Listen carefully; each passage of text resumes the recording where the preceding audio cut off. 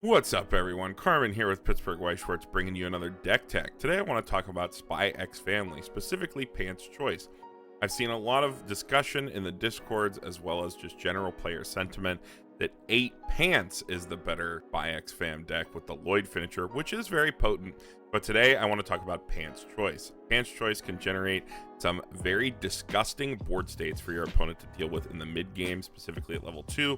With the early play Anya package that has some pretty threatening implications just for the card being a Mocha. And I know what everybody says, that Mocha never works, but when the Mocha also heals and creates a pretty chunky board with your opponent having to pick and choose what they want to answer, the Fionas that have been farming them all game, or the Anya that's going to bring down another one the next turn and continue to loop, can be pretty hair tearing out for your opponent to deal with. Very frustrating. Another issue I've heard people talk about is that there's a big issues with deck speed. I've never really experienced that with SPYxFAMILY, and I'm definitely going to get into why. There's definitely some play patterns and deck building choices you can make to make that a lot better for yourself, no matter what build you're playing, whether you're playing 8 Pants or Pants Choice. So here's the deck list all laid out, but instead of just talk about anything here, we're just going to jump right into the individual cards.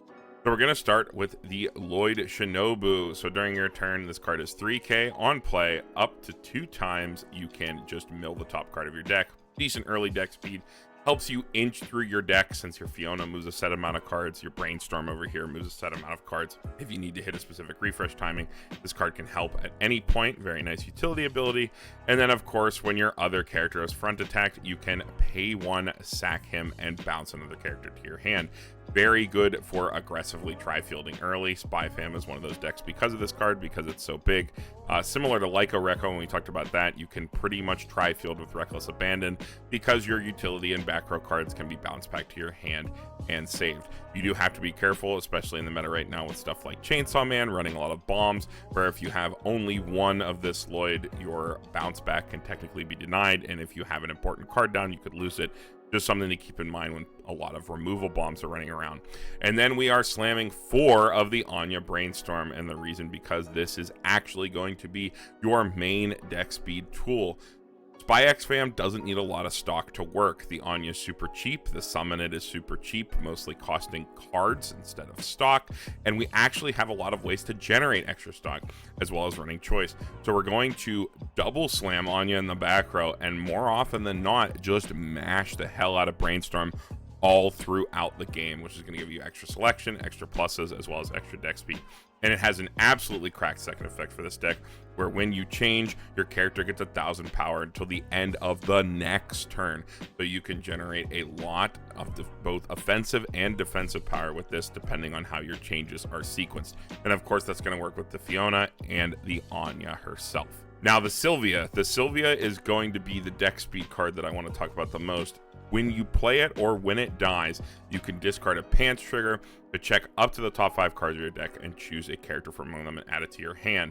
This is really, really powerful, even with only 4 Pants in the deck. This was one of the main reasons a lot of people were talking about 8 Pants being superior, because this kind of, in one fell swoop, as well as saving deck slots by not having to run the Anya stuff, just fixes the deck speed issue, because you're going to have extra Pants from triggering 8 Pants. You can play this, crash it, ditch Pants, mill a bunch of cards, and you don't have to worry about things like that. But I think in a deck like that, where you're building up to a bigger finisher, you're not as aggressively mashing Brainstorm like this deck can. However, we're still going to run this card, because not only is that mill powerful, but also this second effect is insane. It is a twin driver, a normal twin drive where you can just pay 1 and trigger twice, paying out climaxes, or you can clock yourself from the top of the deck to trigger twice. This does a couple things. This pushes extra damage early. We're running choice. We're running an early play package. We're running a lot of cards with soul triggers. So we're going to push extra damage early, as well as generating extra stock. And because we're not building up to some sort of ultra finisher to kill our opponent in one go, we're playing for a more mid-game strategy. We can use that stock to then funnel into mashing down our Brainstorm. You can generate a lot of stock with this, especially in combination with the Lloyd Shinobu, where you can double field the Sylvia, which you can see here in this footage I've captured from the simulator, to generate a ton of stock, especially if you trigger choice, like in this clip, going from 1 stock to 8 stock at level 0 with 3 attacks. It can be pretty crazy, and we don't care about punching ourselves at level 0. It's first deck. We got to build resources to then get through our deck and execute our game plan, so we don't care about taking that extra damage early. This card is super powerful, and skillful use of this will not only help your deck speed issues when you have Aaron extra pants in your hand, although you pretty much want to slam those once you have Fiona down, but mostly just generating that extra stock early for you to mash down for Brainstorm. And then of course you can get it back because your Shinobu, you got to pay 1 to use it, so even more stock for even more pluses. And then of course we are playing the Anya that we need for our change. It's an event Rize, so on play look at 3, take an event. If you hit 1, there's only 1 event in the deck, so that's not normally going to happen. However, on first deck, if you have a heavy card that you can't play, you might as well play this down, rip an event out of deck, and then mill 3 off the Rize. So this card processes 4 cards on first deck, which is pretty good. And then of course this is our sack target for our event to change into the Anya at level 2. Rounding out our level 0, we are playing 2 of the Lloyd Helmet. So it is a ditch a card, sack it, act on the field to salvage any character. Nice extra selection, and it's a double filter. It also consoles on play, reveal top, add a character to your hand. Unfortunately, whiffs on events, but a very nice double filter that also ups our selection.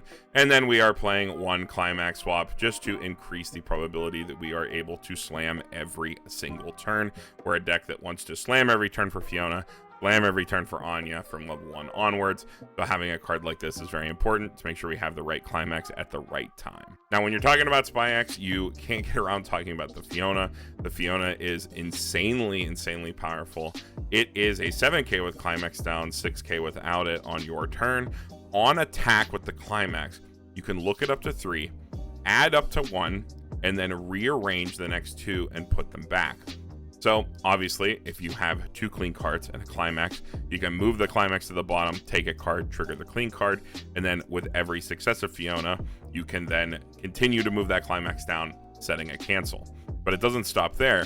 At the beginning of your encore step, if this card's rested, so as long as you've won your lane or you've sided or something like that, you can choose one of this hospital staff Fiona, this other 1/0, and put it underneath this card as a marker, changing into it, and then you can flip back and forth from the markers, similar to the Joker changers. Markers are very powerful because if you have 3 of these Fionas on board, it's like you attacked another 3 times in terms of compression, because you took a card from your waiting room before your refresh and shoved it under this. And then, of course, this card won lane. It's still on your board. So you can generate an additional 3 compression going into your next deck. So you can get pretty disgustingly compressed in this deck, even though we are mashing down our stock, spending out our stock for Brainstorm and things like that, because that's our main deck speed tool. The other awesome part about this Fiona is the defensive part. This hospital staff Fiona here is a 4/5 if you have it down during your opponent's turn, gain 6k, so it'll be 6/5 base. When it changes off the marker, you can then get an additional power off your Brainstorm. So if you have 2 down, this card is going to go to 8/5, backing up to 10/5. And then of course, the awesome effect that everybody's familiar with, at the end of this card's battle opponent's attack, you can look it up to 3 cards from the top of your deck and rearrange them. So if your opponent has a climax down, you see a climax in the top 3, you can move it to the second position because they're going to be swinging for base 2. You can manipulate this in all sorts of ways to make sure that you scum the most cancels possible. On average, this card is like effectively damage scrying you 1 into your next attack. More often than not, it's going to be a 1, maybe 2 damage difference on if you would have canceled anyway. But the fact that this card can move climaxes up defensively so that we can cancel, as well as on the last attack, if your opponent attacks this card last while it's on the field, setting your draw is also very powerful, digging you an full 3 cards without clocking into a possible climax before your draw phase, so that we don't have to clock to find climaxes to keep slamming, but can still draw that climax and slam all the same. There's a lot of crazy lines with this, but the main thing is that you can put this card down, generate extra compression by building up the markers, and also create a very chunky defensive board at level 1 that scums you into cancels, similar to kind of how Data Live used to do it back in the day with the 1/0, how going under the first lane would make things progressively and aggressively harder for you. This will snowball and snowball throughout the game, and your opponent will be tearing their hair out just trying to stick damage when you have this down, unless of course you get super unlucky and there are just no climaxes in the top of your deck. But then you would have ate the damage anyway. So Fiona is going to be a powerful plussing tool as well as a manipulation tool for the top of our deck to make sure we are triggering clean, getting climaxes for our next turn, as well as canceling optimally so that we are moving through the most cards in our deck while canceling. So this card can be very, very powerful. Because we are a defensively oriented deck, we are going to be playing a larger counter suite than normal. We are going to be playing 2 of the Your counter, which is just a 2k blind stock counter that has a soul trigger, so it's better because we're playing choice versus a traditional 2k. The blind stock also comes in handy with the Fiona because you're rearranging. You can ensure that you have a clean card, maybe pay out a climax, and then blind stock a clean card afterwards. So you pretty much always know what you're getting off this as opposed to a normal blind stock counter. And then 1 anti-change and 1 memory kick. Memory kick being powerful against many decks, and then anti-change being good specifically right now because while there are continue to be a ton of Hololive mid-game decks running around, of course there's also Overlord. If you are a 2/1 and have the ability to threaten this, you at least force sides, which helps you keep up in the damage race while you continue to push, which is one of the main strategies that people use to deal with that deck. Getting into level 2, we have the Becky. That's part of this whole package here. So as long as you have the Brainstorm down, she gives a global 15, so you don't have to worry about where this card's placed. Global 15 to your board, bringing up the general power lines across the board, making your Fionas continue to be usable in the mid game, hitting in after change at 10-5 with climax down, which is pretty strong. It has this really cool effect where at the beginning of your climax phase, you can ditch 2 cards to burn 1. If you have excess hand size from mashing Brainstorms, you can use this throughout the game to turn that into damage, as well as just extra push in the end game when you have to kind of blow it all and go for it. And then you can tap this and ditch another copy of it, and we are playing 2, to search your deck for any character. So extra copies that you draw aren't dead, although typically you're going to banish an extra copy of this to your low parts of your stock with choice trigger. And then we're playing 1 copy of the Anya Fumio. If you have 2 or more other characters, it's 10k, so at least it's big on board. And then it is a 1 climax Fumio for pay 1, ditch 1 on play. Just because we are a Mocha, any amount of extra junk we can shove back into our opponent's deck is preferable because we only need to remove that 1 climax that we see in the top 2, or maybe even multiple, to greatly increase the chances that we are shoving damage through. So any amount of junk that we can slam back is good for us. Before I get into the event, I'm going to talk about the family early play here. So it's a 2 or less climax early play, and then on play, you can choose 1 of 3 different effects. So if you have 4 or more other characters, you can blind stock the top card of your deck, making it a 3/1 healer. Or you can pay 1, ditch a character to heal again, making this a 3/3 and a card heal 2. Or you can just gain 3k power until the end of turn so that this card can win lane. So depending on what you need, whether you just need to heal and you want to keep it cheap, getting that heal for just 1 stock, or you need to heal a lot, hey, you haven't had the ability to get into the choice climax and you just need to heal at level 2 or even later in the game, you can spend even more resources to heal twice on just 1 card. The modularity on this is pretty weak comparatively to other modular cards, being mostly just a card that heals, whether you're gonna heal once for cheap or heal twice for more. But the fact that you do have the option on just 1 card is very nice. The most awkward part about this card at level 2 in this deck is that it is green, which means you're going to have some green in your clock because you most surely leveled blue at level 1 and yellow at level 2 to be able to play your main game plan. So your opportunities to use this are usually limited, but that is abated by the fact that Anya also heals on her climax combo. Speaking of Anya, here's the event. This is the event that is bonded out of your deck from the level 0 Confident Anya. You gotta have 4 characters on board to be able to resolve this effect, but when you do, you pay 1, sack that level 0 Anya, and then choose any Anya in your waiting room and put it on any position of your stage. However, that's always going to be the level 3 Anya climax combo so that you can do that at level 2. The fact that this summons from grave and the level 0 Anya discards a character to search the event from deck, which means you really only need the level 0 Anya and then a 3/2 in your hand or floating in your waiting room or maybe even in your stock, which you can of course set up with choice trigger to be able to resolve this from the waiting room on your turn. Now, a big issue I've seen people talk about this deck is that it's really difficult to get out multiple Anyas on the same turn. And I think that that's a little bit misguided. Yes, you are a early play combo deck, but you're not something like Symphogear. You're not trying to ramp out multiple Anyas on the same turn. And in fact, I don't think you ever would. Your Fionas, you want those to stay on the board, have been farming your opponent most of the game. They've been setting up cancels, keeping you at level 1, setting up your draws, doing all sorts of crazy stuff. Your opponent's probably tearing their hair out right now trying to answer them. You can take that lane where they maybe answered one and then put a big Anya in it. That creates this sort of catch-22 situation for your opponent where, do I dedicate the resources now that I'm level 2 to have my early plays or bigger cards kill these Fionas that have been farming me all game, or do I answer this Anya that just mocha'd me and heal 1 and, using the change, probably win into a climax for next turn? Do I answer that card, which is going to mocha me again and maybe have 2 of them down? Or do I kill these Fionas that are farming me all game and can probably challenge my cards on the swing back, considering how big they get if they live? So no matter what happens, if you're aiming to play 1 Anya per turn with those Fionas down on the wings, you continue to put your opponent in a super awkward position where they have to pick and choose which kind of advantage engine you are leaving on the board. Whether you are leaving this Anya that's going to remove climaxes from their deck and heal you every turn, or these Fionas that continue to help you scum cancels and set up your draws and do all that other stuff. The Anya herself is generally pretty unremarkable. It's just a on attack, pay 1, ditch 1, look it up to 3 cards from the top of your opponent's deck, choose up to 3 of them, throw them in the waiting room, put the rest back in any order. So a mocha for 3, and then you get to heal 1 afterwards. So every turn you slam the climax, when this card stays on the board, you get to continue to heal and continue to shove through extra damage. And similar to the Fiona, it changes into this Lively Daughter Anya, which is a on play from hand or change, check X. So at the end of your turn, kind of similar to how AOT would do with changing Armand, you can change into this from your waiting room and look it up to X to try to find another choice for the next turn.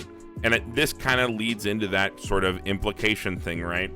If you stop early and you just go, yep, take this card, your opponent probably knows that you have another choice for next turn, making it so that they might just leave your Fionas around, and then your Fionas can continue to farm.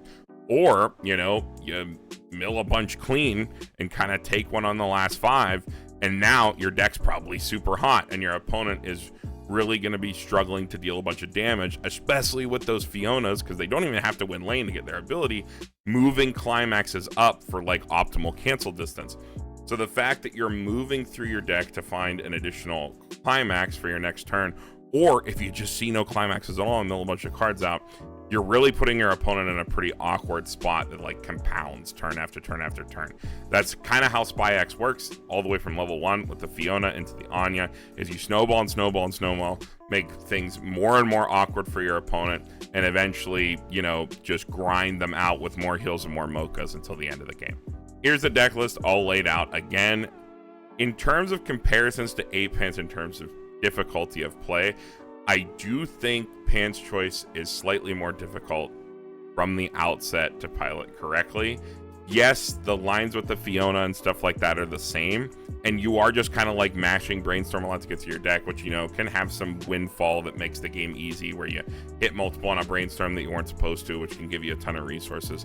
However, I think setting up your board and knowing when to do things like side attack with Fiona to like dig for a trigger, because the board is more important to you defensively than it is offensively. You want to make sure that your Fiona's change to get their markers. You want to make sure your Anya changes to get her marker, to not only check X and then have that move through your deck to find your next climax, but also generate a lot of compression off keeping those markers and having a more oppressive defensive board, because you played all these cards costlessly at level 1, especially with the Fiona. They have this sort of cancel scum effect. You're generating extra compression, so you want to just make sure that those cards change no matter what. And in fact, I would say that the defensive Fiona, the hospital staff Fiona, is actually the more important part of the combo. I've seen a lot of people be pretty frustrated when they only hit like a single 1-0 climax combo Fiona and they have some other cards out, and instead of actually playing the other Fiona to get it on the board, they just kind of chump or maybe play a Lloyd to bounce back the offensive Fiona for the next turn. And I think that's just the wrong way to be taking the deck. You want to focus on building that Fiona board at level 1 at all costs, even if you're not comboing, even if you're playing the other one first, to get that defensive power down, having your backup, helping you get into that cancel scum effect where you're checking the top, moving climaxes up, rearranging the top of your deck, making sure your counter blind stock's clean, and winning board costlessly that way. And you know, other than Kishibe, the power lines at level 1 right now aren't really that high, aside from, again, Kishibe and this deck specifically. So your chance to kind of ride Fiona out from level 1 through the rest of the game, and then create, again, that catch-22 situation with Anya's and Fiona's on board, which is really hell for your opponent. That's really the name of the game, and you get there by playing into creating the defensive board instead of just slamming Fiona down like she's any other level 1 climax combo, and then if you're playing the 8-pants deck, just building up resources for some sort of ultra finisher. I think this deck plays a lot more uniquely, and getting to those lines might be a little bit more difficult. Because of that, I've showed like some basic play patterns with the sim, but hopefully that has helped you guys out, and let me know what you think about those little sim clips in the comments below, whether you guys like them or not. I'm gonna really plan on doing those just for some really simple play patterns and things like that. And I know with the fully digital format, it's a little hard to get a concept of how cards interact, so having that sim gameplay to show how the cards interact while keeping the high quality digital format without having to relying on webcam or hand cam or having a camera setup or something like that can sort of get the best of both worlds here. And with that, I think we're going to get into the wrap up. In terms of upcoming content, we have more set reviews and deck techs in the chamber, specifically Rumi Premium Booster. All those cards are out. Andy was unfortunately busy this week, otherwise we would be doing that, so look out for that in the very near future. Definitely want to do more gameplay streams on the sim. I thought that was really fun. Definitely have some more chill content, as well as get some gameplay back on the channel since we haven't been able to record locals. Locals are real busy now with Lorcana and Star Wars being on the same night. A lot of little kids running around, parents there with their kids for Lorcana, so we decided to cut that back, as well as all the VODs getting copyright struck for the Mall's music, which we have no control over, playing in the background. If you're interested in trying this deck, definitely check it out on SPYxFAMILY or in the sim. It is readily available in both.